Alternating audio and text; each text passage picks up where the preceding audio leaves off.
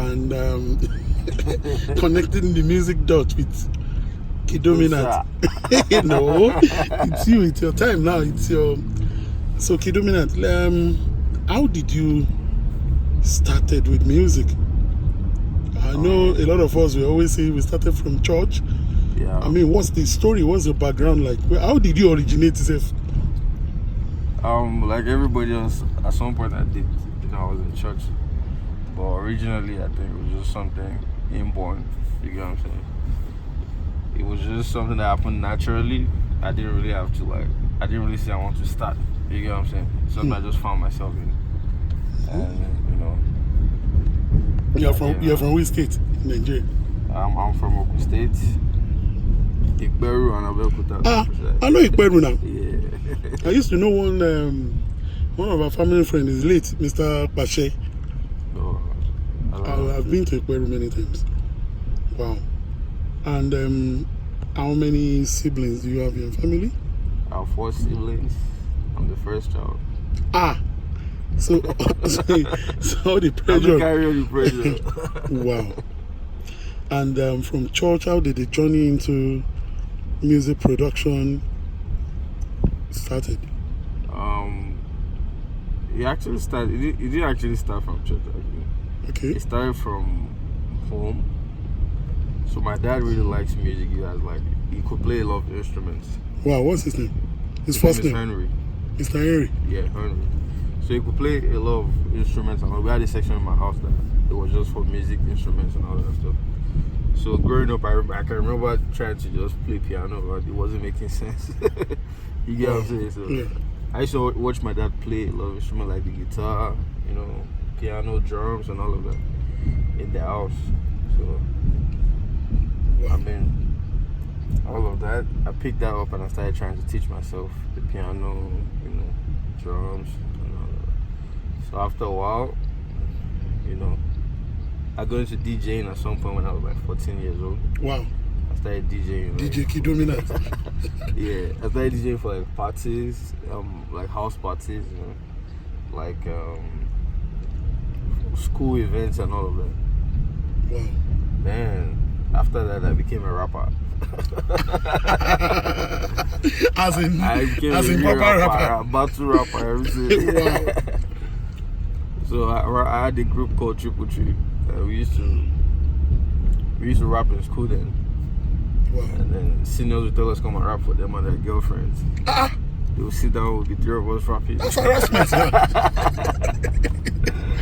Wow. So I mean, all that together, at some point I was in the cultural dancing group of my school. We used to drum the native drum. Awade. Yeah, so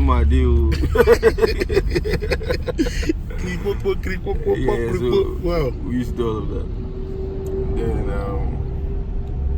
it's like everything just blended together. So if you put all those, everything you've said now, if you put it in a pot and mix it up, there's no how. There's no how. There's no, you because come on Afrobeats. From BPMs to to tempo to melodies, to groove away to everything, heartbreak, everything, beat break, everything. So all of that kind of like built like my foundation and all of that. Okay. So, at some point, my friend, I remember I was like JS2. And my best friend told me, it was one of the boys in my group, right? And he told me about Fruity Loops. Wow. So Fruity Loops is the music production, the beats making app, rather.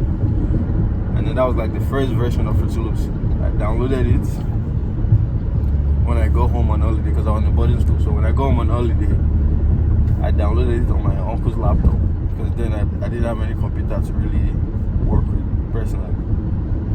So my uncle used to go to work every morning 6 a.m. I downloaded the app. Every day I would download the app on his laptop when he comes back at night. So that he won't catch you. Yeah, so when he's sleeping, I'll download Fruity Loops on his laptop.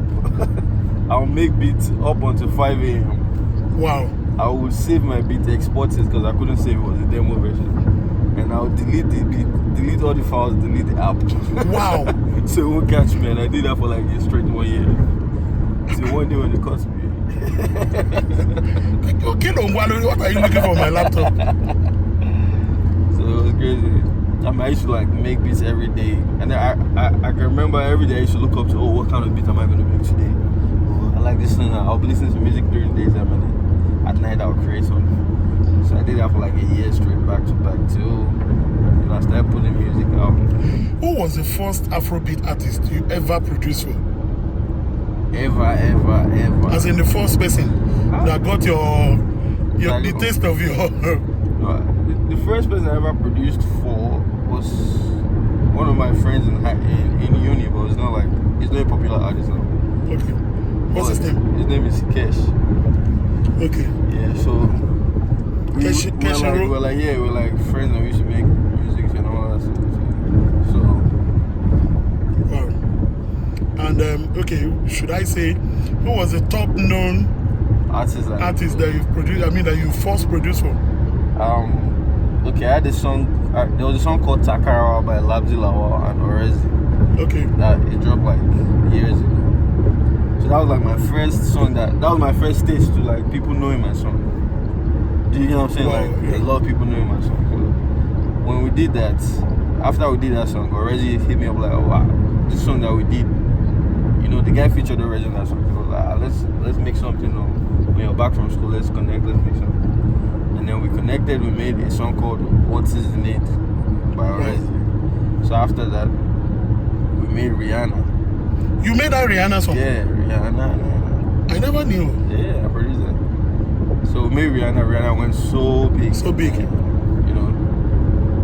And after that, the change started. That's when it started. That Rihanna song was very big, and you know. Yeah, it was very big.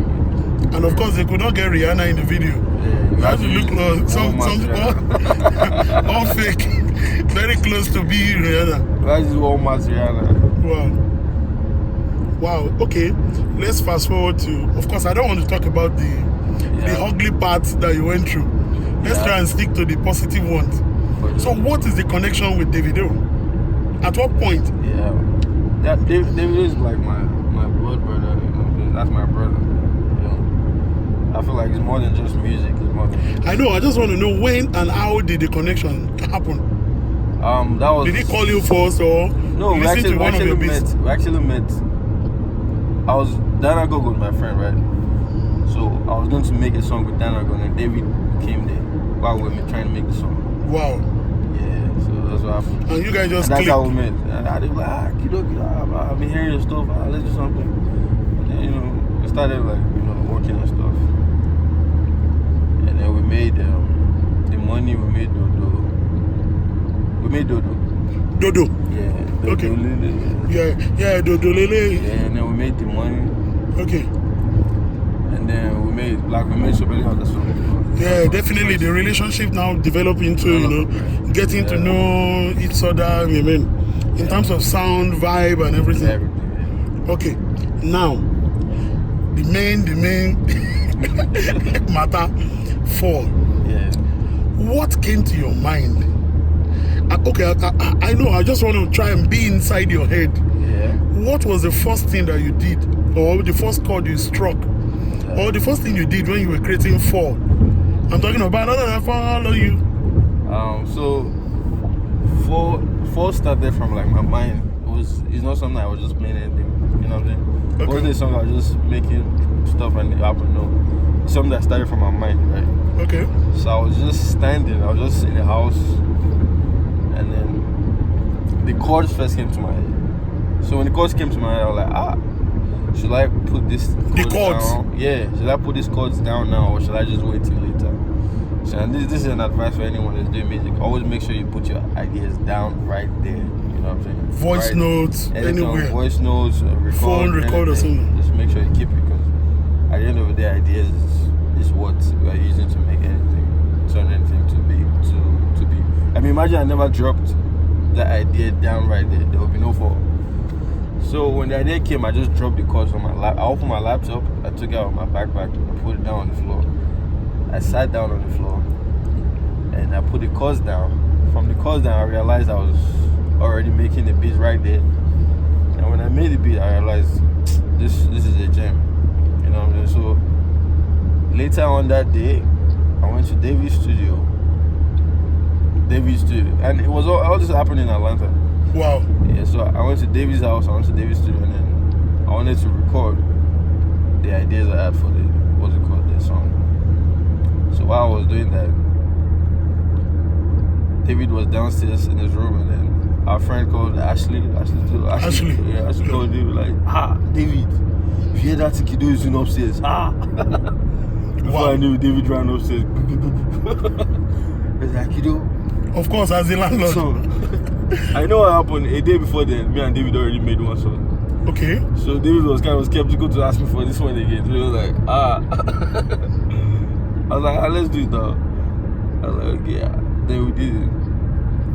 It was recorded instantly. It was recorded instantly right there, like 30 minutes. I think when they recorded the song, he sent out a tweet that he had one coming.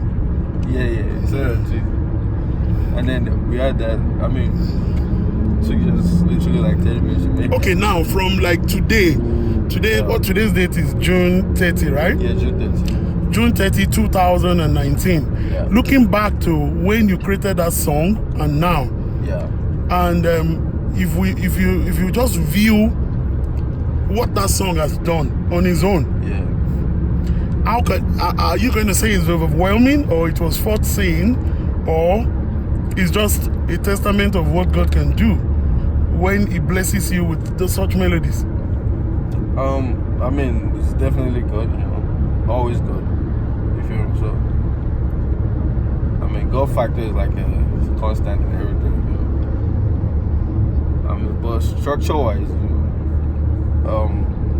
when I was making Fall, what I had in my mind was, okay, I want to actually make an Afrobeat song that will satisfy the American audience, not just. So you had that thought from the beginning. Of course, that's like my. If you check my interviews from like 3, 4, 5 years ago, you see me like I had one interview with a big US company, with a big US magazine rather. And I told them there, like my main aim with my music is crossing over. To build out, cross-pollinate with the culture. Exactly. Is to make the type of Afrobeats that the rest of the world can agree to and they can understand. You know what I'm saying? So there's a lot of Afrobeats. There's Afrobeat records that will be big in Nigeria and then they won't make it outside Nigeria. True. The Afrobeat record that will be big in the States. I live like Afro-pop or Afro-influenced records that will be big in the States, but they want to make it back home. True. And there are some Afrobeats records that will be big back home and be big here in the States and the rest of the world. You get what I'm saying? And I think there are maybe like 3 of those circles and Fall's like in front of them. Wow. Yeah, so before I even got to that point when I created the song, I've already had that thought in my mind, and that's what I've always been like practicing and trying to make happen. Like, okay, I want to make a record that's gonna be like